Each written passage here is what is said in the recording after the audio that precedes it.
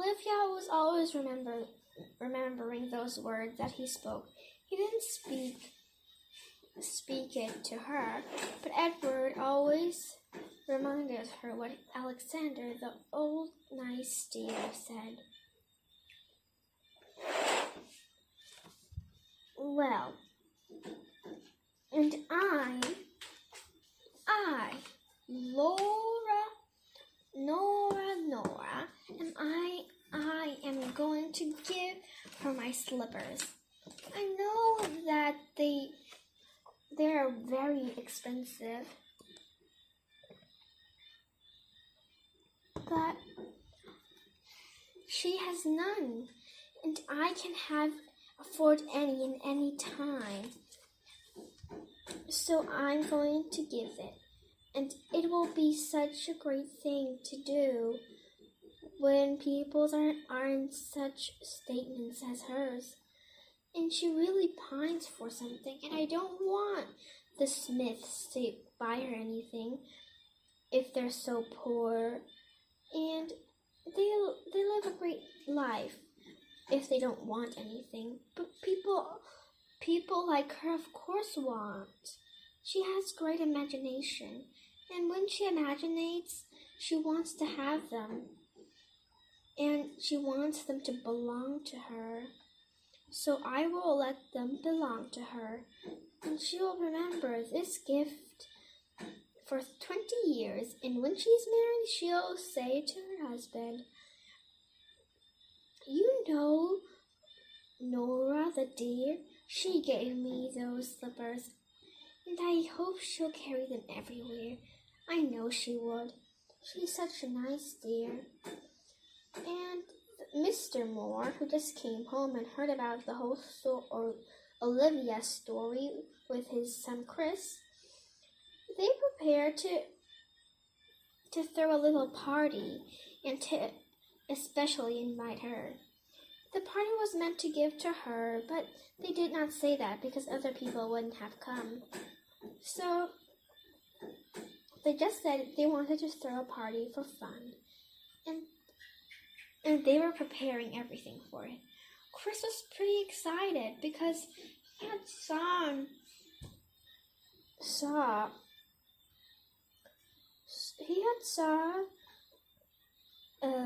Olivia before when she was just a little girl, once when she was 3 and once when she was 1. And now to see her again, that would be pretty fun, he thought. He said that evening to his father. It would be pretty fun to see her and get to really know her. When she was 3 years old, I was taken to the orphan asylum to look at her. She was very cute, but I didn't really remember how she looked because I was just lapped too, he said.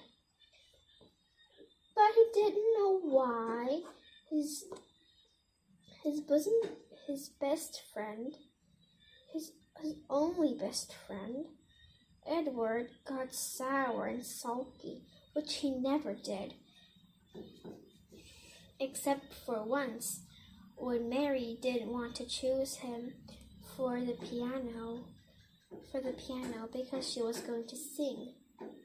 But that was a long time ago, and he only got sulky if he wanted something and did not get it, or someone that he loved, like Mary, didn't choose him or something like that. And Edward didn't know the whole story, and nobody understood him very, very well that day. And Edward just found it weird that his brother was so absorbed in something and did not even talk to him, and when talked in a sulky tone, as if he did something very bad and was disgracing him. "Well, I'll find out what's happening over here," said Chris. "This is a big mystery. I've just been away for a few days, and now there's something so big going on with my young fellow. Well, I think it's the lovering thing. Or maybe he thinks of Mary again. Oh dear me. This is all coming back to me that Mary has been forgotten for a few times, and now he might be remembering all of it. And this won't be good. This won't be good, he said.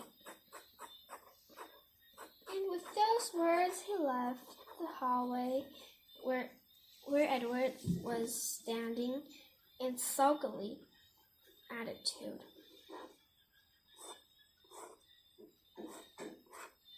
He went to the girls and asked why Edward was so sulky to him. And Chris and Catherine said, "What did you say to vex him?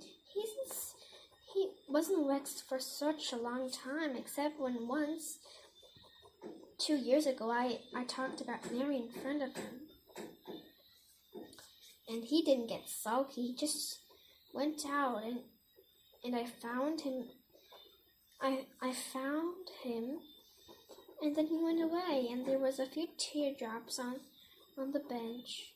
He cried, I know he did, but he never got really sulky afterwards. And what is this all about? I just came here to ask you.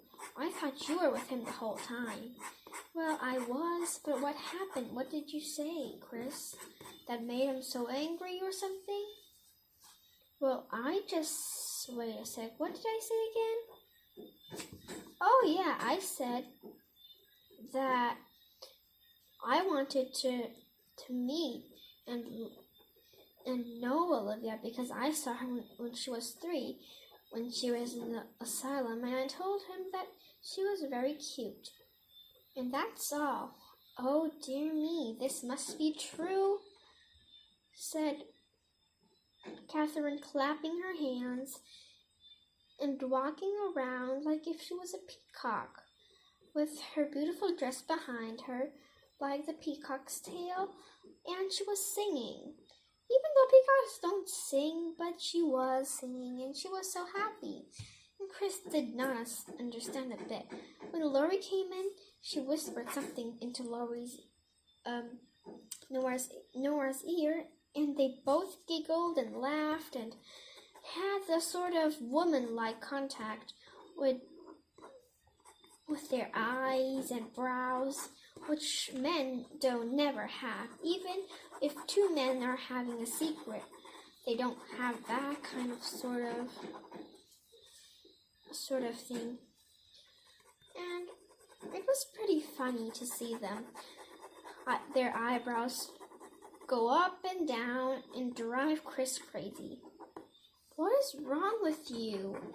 I seem to see something's wrong with all of you. I didn't see Dorothy, and when I talked about Olivia, she just ran away. And when I talked about Olivia in front of Edward, he got sulky, and I'm talking about her in front of you guys, and you're just laughing and clapping. I declare I don't understand. Wouldn't you guys just be kind enough to explain a little? Then my big brain will open," he said in a tone that was almost vexed. "Well, of course we'll tell you, but it's a secret right now."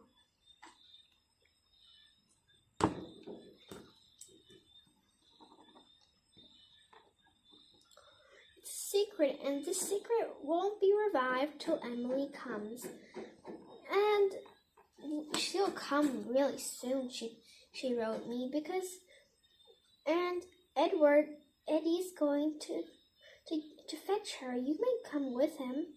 Go with him. I'm going to go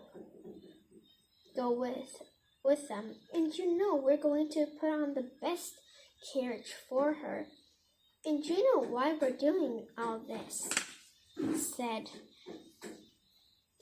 Nora with a twinkle in her eye. "Yeah, I know why we're doing this, to get everybody to know her and things. And the big carriage has but wait, and the big carriage has silk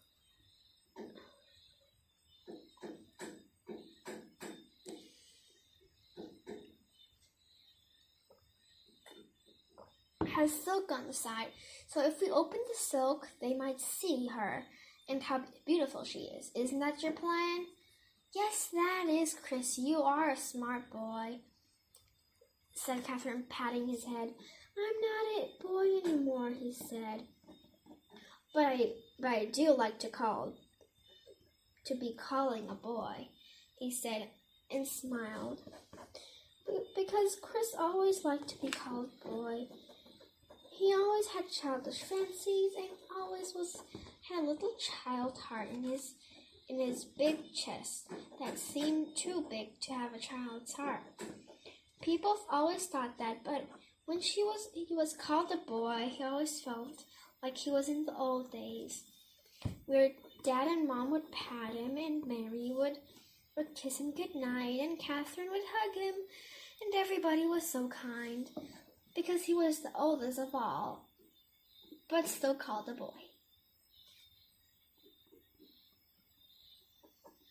"Well, it's time we go to fetch her," said Dorothy, coming in with a beautiful dress on. "Why did you run away?" asked Chris. "Oh, of course I went to get my dress. Chrissy, why are boys so dumb these days? Eddie got so dumb-stricken when Emily came, and now you talk about Emily and you're dumb-stricken too," she said, moaning.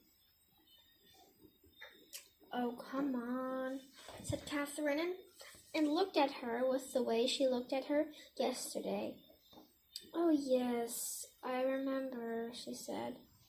"Well, we might as well welcome her with her beautiful dress on and everything, and blah, blah, blah. Let's go," she said with an annoyed tone, because Catherine was looking at her with a mischief eye, and her look as if a professor was looking at a student who was disobedient and always did mischief at class. "Well, let's go," said Edward when they came. But he only said in this tone because Catherine was twinkling and laughing and having that sort of fit he called. And Chris wanted to cheer him up a little because they were the best of chums always. And he never felt to cheer him up with the things that happened in the outside world, where there were no servants like Alexander and no people to be carried around. It always amused him whenever Chris came home. But this time it did not amuse him a bit. He did not even laugh at the jokes he made, because he went to an old ancient place, and he forgot things, and he got laughed at by others. It would always have amused Edward if it hadn't been going to get Olivia with Chris, and Chris being a person who knew her already, and it was all so bad. He thought this was going to turn out a disaster. I planned this without Chris in the set. Why did he come in the set? He mumbled in his heart. And the little heart bounced when they saw Olivia talking to the old woman on the street side, because the old woman had fallen on the floor and she was carrying her up. "Oh dear, is that Olivia? Oh, she will be blamed and our plan will be ruined," said Dorothy, looking at her. "Look how she's disgraced us if we go and say hi to her." "So you only care about disgraces?" said Chris, staring at Dorothy. "Chris, what happened to you boys? You all get so dumbstricken when she's around. And looking at Catherine, she then said, "We better go and get her." And made her that was like going to attack food that was running away. "Oh dear, this is a disaster," said Catherine in her heart too. "Why did I plant Dorothy in the set? Why did she come?"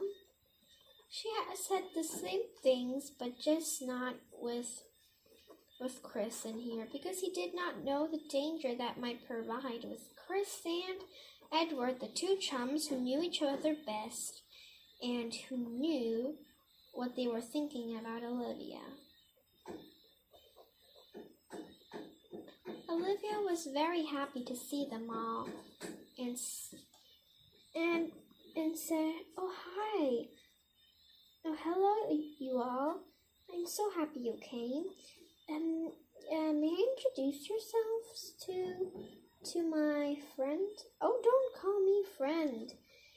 You can call me even mother if you liked, but I know I'd be some of a disgrace to you that now that you're with the Moores hanging around," she said, looking at the Moores.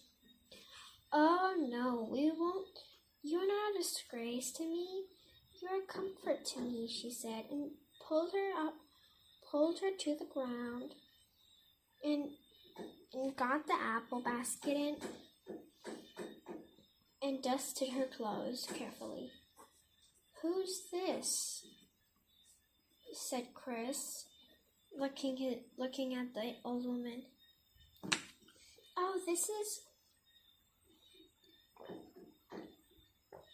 And then